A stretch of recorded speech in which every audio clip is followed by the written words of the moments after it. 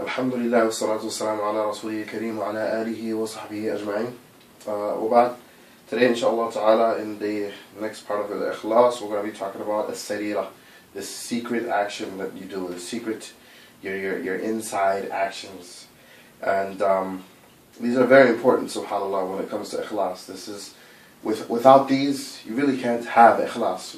Fudayl, rahmatullah ta'ala, Fudayl ibn Ayyad radiallahu ta'ala anhu says, إنما يريد الله منك نيتك وإرادتك ومن أصلح ما بينه وبين الله أصلح الله سبحانه وتعالى ما بينه وبين الناس وما أسر أحد سريرة إلا أظهره الله على صفحات وجهه وفلتات لسانه والمخلص من يكتم حسناته كما يكتم سيئاته ومن شاهد في إخلاصه الإخلاص فإخلاصه يحتاج إلى إخلاص. So, Fulayl ibn Ayyad says, indeed Allah subhanahu wa ta'ala wants from you what you want and your intentions. So, and when he says this, he's referring to the actions that we do. What do we want out of it?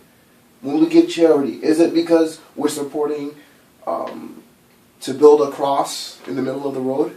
Or is it because we're feeding people who are already rich? Is that what we want from our charity? Are we trying to get close to someone? Or do we want people to look at us? Or are we doing it so that I can feel good and look back and say, well, yeah, that piece of charity that I gave, I feel good, yeah. No, that's not why we should be giving charity. So Allah subhanahu wa ta'ala wants our intentions, and He wants what we're doing it for, why we're doing it, what we're doing it for, and why we're doing it. So whoever does a good deed for the sake of Allah subhanahu wa ta'ala and fixes it so that it is for the sake of Allah, very keen and very careful, taking his time to fix his niyyah, Allah subhanahu wa ta'ala fixes what's between this person and other people. And no one that hides their sarira, their secret actions, their secret good deeds, without Allah subhanahu wa ta'ala showing these secret good deeds on their faces and it manifesting in their speech. So, a sincere person, someone who has ikhlas, truly hides their good deeds because they're afraid that they will become tampered, just like he hides his bad deeds. And whoever claims they have ikhlas, whoever claims they have sincerity, then their ikhlas needs ikhlas. So whoever comes and says, you know, brother, I'm giving you some real sincere advice. This advice is coming from my heart. It's sincere. This sincerity of his or hers requires sincerity. Why?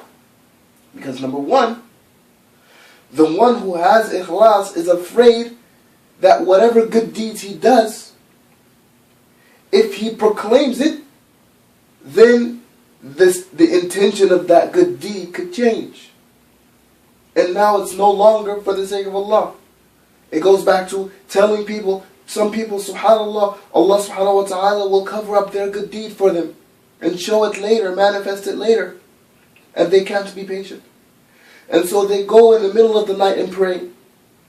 And in the morning, they talk to other brothers or sisters, and they're doing it just so everybody can, you know, last night, mashallah, I was able to do 4 rak'ahs for like 3 hours.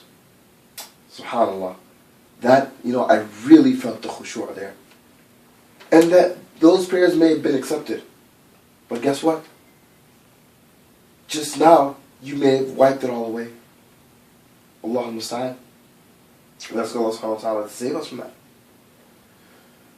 And also, the one who says, I am sincere, we don't know the completeness of the ikhlas here.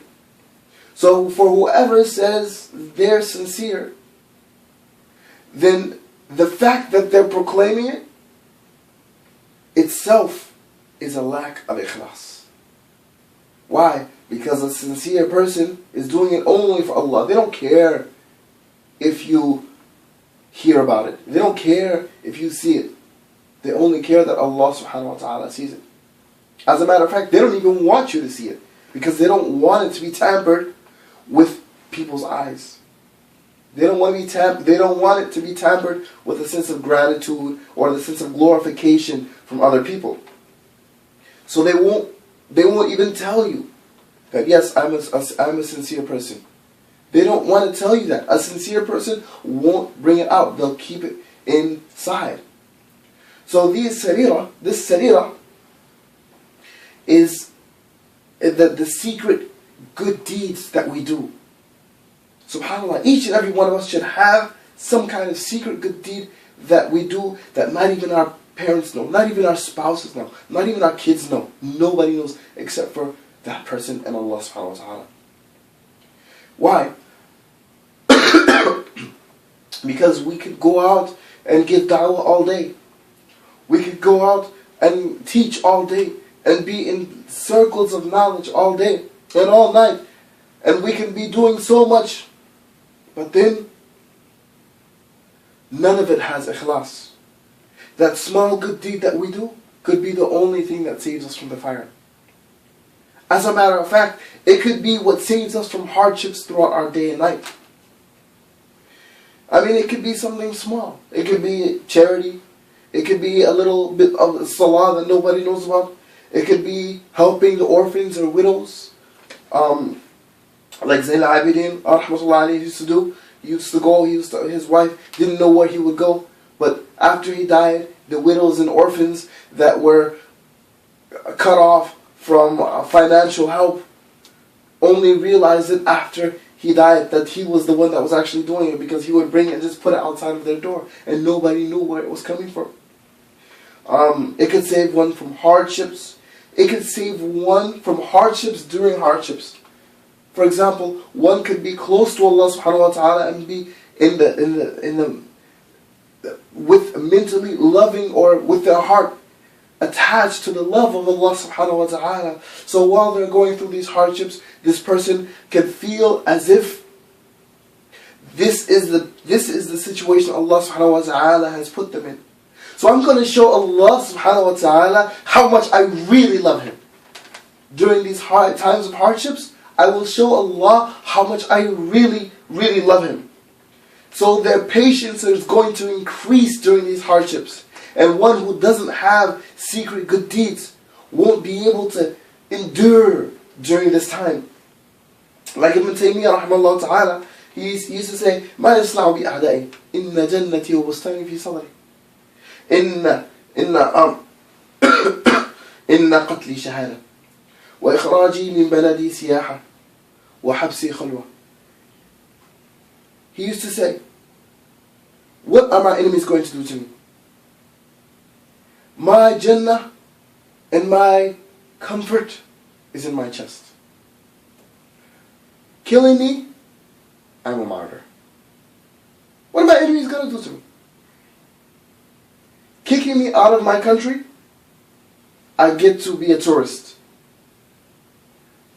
If they imprison me, I get to have special time, special alone time with me and Allah subhanahu wa ta'ala. I mean, what can you do with somebody like this? What can you do with someone who fears absolutely nothing but Allah subhanahu wa ta'ala? Allah subhanahu wa ta'ala says about the people who are victorious. He says, يَا أَيُّهَا الَّذِينَ آمَنُوا مَنْ يَرْتَدَّ مِنْكُمْ عَنْ دِينِهِ فَسَوْفَ يَأْتِي اللَّهُ بِقَوْمٍ يُحِبُّهُمْ وَيُحِبُّونَهُ أَذِلَّةٍ عَلَى الْمُؤْمِنِينَ أَعِزَّةٍ عَلَى الْكَافِرِينَ يُجَاهِدُونَ فِي سَبِيلِ اللَّهِ وَلَا يَخَافُونَ لَوْمَةَ لَائِمٍ.